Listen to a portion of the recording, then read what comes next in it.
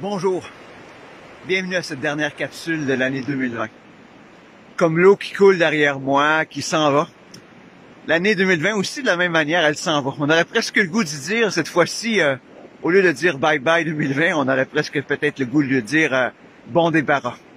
Mais je suis pas sûr que c'est une bonne idée de dire bon débarras à 2020. Vous vous souvenez, dans le début de la pandémie, il y a un verset qui revenait souvent. Et ce verset-là, on se trouve dans le psaume 46, verset 10, où Dieu nous dit « Arrêtez et sachez que je suis Dieu ».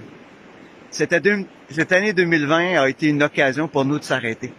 Est-ce qu'on l'a fait?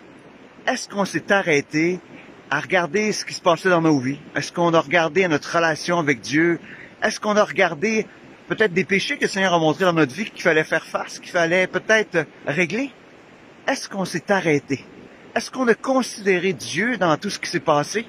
Ou on a juste rêvé à ce que ça finisse au plus vite? Et peut-être au lieu de se tourner vers Dieu cette année, on s'est juste tourné vers nous-mêmes.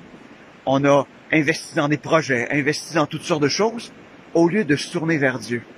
Est-ce qu'on est passé à côté de 2020, où Dieu nous parlait de s'arrêter et de retourner à lui, de tourner nos cœurs vers lui, de se tourner dans sa parole?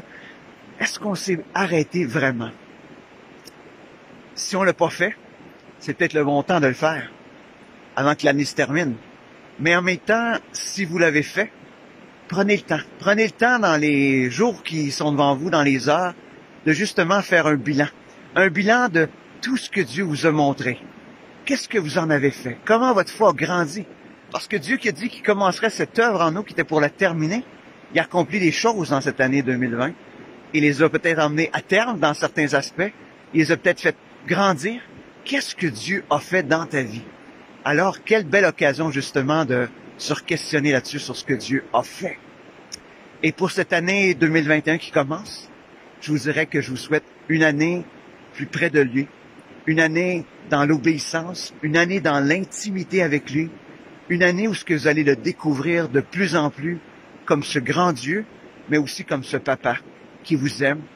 Donc, bonne année 2021 et que Dieu puisse vous combler de toutes ses grâces.